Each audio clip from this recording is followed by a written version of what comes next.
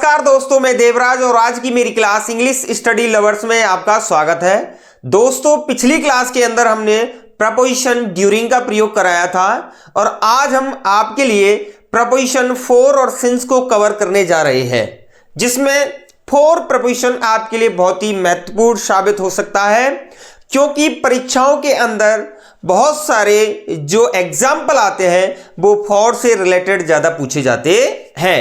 Since का एक नियम मैं इसके अंतर्गत कराऊंगा और उसी में वह सिमट के रह जाता है। बाकी की ये सिंस एडवर्ब्स के तौर पर यूज होता है, हालांकि जगह जगह ये फॉर भी एडवर्ब का काम करता है, लेकिन ज्यादातर जो चर्चा हम इस वीडियो के अंतर्गत करेंगे वो फॉर प्रपोजिशन के तौर पर यूज कर। वीडियो को स्टार्ट करते हैं तो देखते हैं फॉर और सिंस का यूज क्या कहना चाहता है। सामान्यतः फॉर का जो यूज होता है वो के लिए माना जाता है, ये आपको ध्यान रखना है। इसका नॉर्मली जो मीनिंग होता है वो के लिए होता है। तो इसका जो फर्स्ट रूल है वो क्या इंडिकेट करता है, क्या शो करता है, वो देखना चाहेंगे। यूज टू शो पर्पज, ये ध्यान रखना है।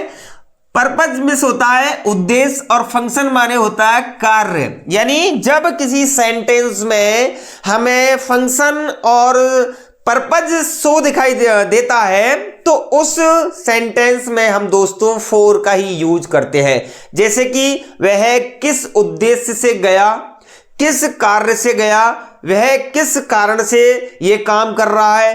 वो मान के चलो 10th क्लास में पढ़ रहा है और रात और दिन एक कर रहा है, मेहनत कर रहा है, 12th क्लास में पढ़ रहा है या किसी कॉम्पिटिटिव एग्जाम की तैयारी कर रहा है, प्रिपेयरिंग कर रहा है, तो उसका उद्देश्य है कि वो उसमें सफलता हासिल करना चाहता है। तो इस उद्देश्य के लिए हम फॉर का ही यूज करते हैं। यदि किसी सेंटेंस में पर्पज या एक्शन आता है तो उस स्थिति में हम दोस्तों फॉर का ही यूज करते हैं। लेट्स गो, चलो फॉर वॉक, घूमने के लिए। यानी यहां पर पर्पज है कि कहां चलना है, हमें घूमने के लिए। कहां चलना है, घूमने के लिए।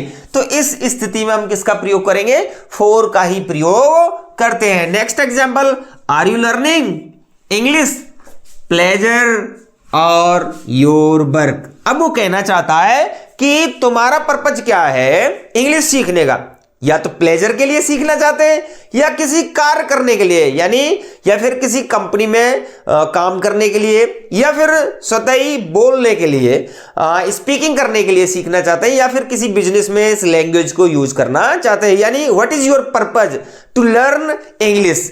वह कहना चाहता है कि आपका इंग्लिश सीखने का उद्देश्य क्या है, मतलब क्या है, प्लेजर है या वर्क है। तो इस स्थिति में हम किसका प्रयोग करेंगे दोस्तों, फॉर का ही प्रयोग करेंगे। तो यहां पर आपको फॉर का यूज करना है। सेकंड जो रूल है वो क्या कहना चाहता है, use to show a reason, ये भी ध्यान रखना है, और कॉज यानी कारण बताने के लिए। यानी किसके लिए प्रसिद्ध है, किसके लिए ये शहर जाना जाता है, किसके लिए ये कस्बा जाना जाता है, किस चीज के लिए वस्तु जानी जाती है। तो उस स्थिति में हम दोस्तों फॉर का ही यूज करते हैं। तो एग्जाम्पल के माध्यम से, फिरोजाबाद इज फेमस किसके लिए है, बैंगल्स यानी कांच की चूड़ियों के लिए है। ये 12th क्लास में एक पार्ट है, तो वहां पर फिरोजाबाद का विवरण बताया गया, डिस्कस किया गया उसके अंदर। तो यहां पर कांच की चूड़ियों के लिए ये फिरोजाबाद फेमस है, तो ये ध्यान रखना है। तो इस बात के लिए या इस सेंस के लिए हम फॉर का ही यूज करते हैं। नेक्स्ट एग्जांपल क्या कहना चाहता है, ही गॉट एन अवार्ड, उसे एक पुरस्कार मिला। किसके लिए मिला, उसका कारण क्या था, ब्रेवरी, बहादुरी के लिए। यानी उसने शहादत पर बहुत ही अच्छी तरीके से युद्ध किया था या दुश्मनों से उसने सामना किया था। तो इस स्थिति में भी हम किसका प्रयोग करते हैं दोस्तों, फॉर का यूज करते हैं। नेक्स्ट एग्जांपल, थर्ड एग्जांपल क्या इंडिकेट करता है वो देखेंगे, डेस्टिनेशन। यदि किसी सेंटेंस में डेस्टिनेशन का सेंस होता है, किसी स्थान के लिए रवाना होने के लिए सेंस होता है, तो उस स्थिति में भी हम दोस्तों फॉर का प्रयोग करते हैं। और ज्यादातर ये फॉर इस प्रकार के रूल्स में लेफ्ट क्रिया के अंतर्गत लगाया जाता है, ये ध्यान रखना है कि लेफ्ट, वह रवाना हो गया फॉर दिल्ली, दिल्ली के लिए कब, यस्टरडे। तो रवाना होने के सेंस में हम यहां पर लेफ्ट वर्ब के साथ फोर का ही प्रयोग करते हैं। अब दोस्तों हम नेक्स्ट नियम 4 का देखना चाहते हैं कि ये क्या कहना चाहता है। ये इंपॉर्टेंट है और इस रूल्स के अंदर यहां 4 एक एडवर्ब का काम करता है। दोस्तों आपको ध्यान रखना है, मैं समझाऊंगा। पीरियड ऑफ टाइम यानी समय की अवधि बताने के लिए थोड़ा सा मैं आपको बताना चाहता हूं, इस रूल्स को थोड़ा सा एक्सप्लेन करना चाहता हूं कि पीरियड ऑफ टाइम क्या होता है। जैसे मान के चलो 2 मंथ है, या फिर कह सकते हैं 3 मंथ्स हैं, या फिर कह सकते हैं 2 आवर्स हैं, या फिर आप कह सकते हैं 4 इयर्स हैं। तो इसी तरीके से जब कोई टाइम निश्चित नहीं होता है, डेफिनेट टाइम नहीं होता है, तो इनडेफिनेट होता है, अनिश्चित होता है, पीरियड होता है टाइम का, तो उसके लिए हम 4 का प्रयोग करते हैं। तो यहां पर 4 नहीं, सॉरी 4FOUR, ये ध्यान रखना है, यानी मंथ, महीने।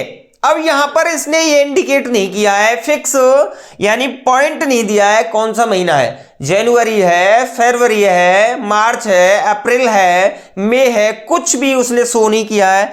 आवर्स केवल उसने घंटा दे दिया है, घंटे दे दिए। अब ये नहीं बताया है 2 बजे से, 3 बजे से, 4 बजे से शो नहीं किया है।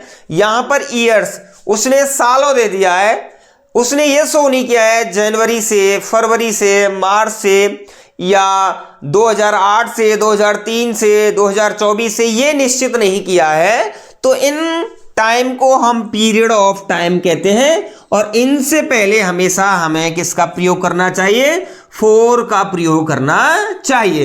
तो जब 4 किसी पीरियड ऑफ टाइम को शो करता है, इंडिकेट करता है, तो इन दिस कंडीशन वी में use 4 preposition.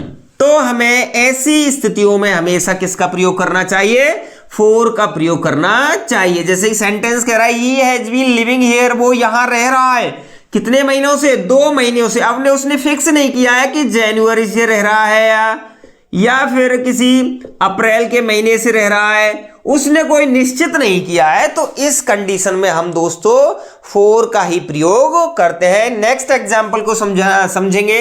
They have been singing songs, वो गाना गा रहे हैं कब से, 3 आवर्स, 3 घंटों से। अब उसने ये नहीं कहा है कि 2 घंटे से या 4 o'clock, 3 o'clock, 5 o'clock, ये टाइम उसने डेफिनेट नहीं दिया है, एक पीरियड ऑफ टाइम दिया है। तो इस स्थिति के लिए हम दोस्तों 4 का ही प्रयोग करते हैं। तो ये दोस्तों आपको ध्यान रखना है, इस स्थिति में हम 4 का ही यूज करते हैं। अब मैं आपको ये बताना चाहता हूं कि सिंस किन स्थितियों में होता है। केवल सिंस को इसी रूल्स के संबंध में बताएंगे। हालांकि और ये जो रूल है वो यहां एडवर्ब का काम करते हैं, दोनों ही किसका काम करते हैं, एडवर्ब, यानी सिंस भी करता है और 4 भी करता है। अब सिंस में कैसे पूछा जाएगा, अब सिंस में होता है पॉइंट ऑफ टाइम, यानी बिल्कुल अपोजिट होता है 4 का। किसका होता है, 4 का बिल्कुल अपोजिट होता है। जैसे पॉइंट ऑफ टाइम 3 o'clock, अब उसने टाइम दे दिया 3 बजे से, तो इससे पहले हम क्या लगा देंगे, सिंस लगा देंगे।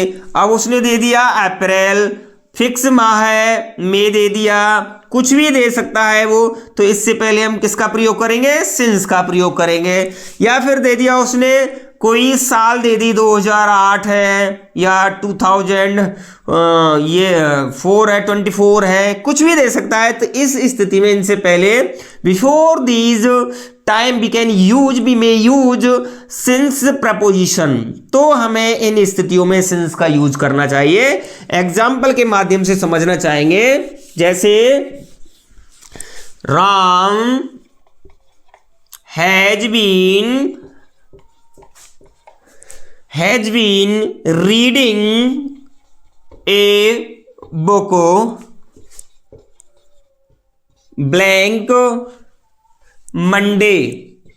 तो मंडे जो है वो टाइम, पॉइंट ऑफ टाइम है, ना कि कोई पीरियड ऑफ टाइम है। तो इस स्थिति में दोस्तों हम सिंस का यूज करते हैं। तो आपको समझ में आ गया होगा, यदि ऐसी स्थिति बनती है तो हमें सिंस का यूज करना है, और पीरियड ऑफ टाइम होता है तो हमें फोर का यूज करना है, और यदि पॉइंट ऑफ टाइम शो करता है तो उस स्थिति में हमें सिंस का यूज करना चाहिए। अब नेक्स्ट इसका जो फिफ्थ रूल है उसके बारे में हम सोचना चाहते हैं। In order to help somebody something, यानी किसी की सहायता के लिए। यदि किसी सहायता के लिए हम किसी वाक्य में ऐसा कोई सेंटेंस होता है जहां पर हेल्प भाव हो, हेल्प का भाव हो, सहायता का भाव हो, तो उस स्थिति में हम दोस्तों फोर का प्रयोग करते हैं। What can I do for you, मैं आपके लिए क्या कर सकता हूं। कैन यू ट्रांसलेट, क्या आप ट्रांसलेट कर सकते हैं दिस लेटर फॉर मी, मेरे लिए। क्या आप इस लेटर को मेरे लिए ट्रांसलेट कर सकते हैं। तो दोस्तों यहां पर जो फिफ्थ नियम था उस स्थिति में हम दोस्तों किसका प्रयोग करते हैं, फोर का प्रयोग करते हैं। और मैं आशा करूंगा कि आज की वीडियो आपको बहुत ही अच्छी लगी होगी। यदि अच्छी लगी है तो प्लीज हमारी वीडियो को लाइक कर दें और हमारी वीडियो को ज्यादा से ज्यादा शेयर करें। और यदि हमारे चैनल पर पहली बार विजिट कर रहे हैं तो प्लीज हमारे चैनल को सब्सक्राइब कर दें। धन्यवाद।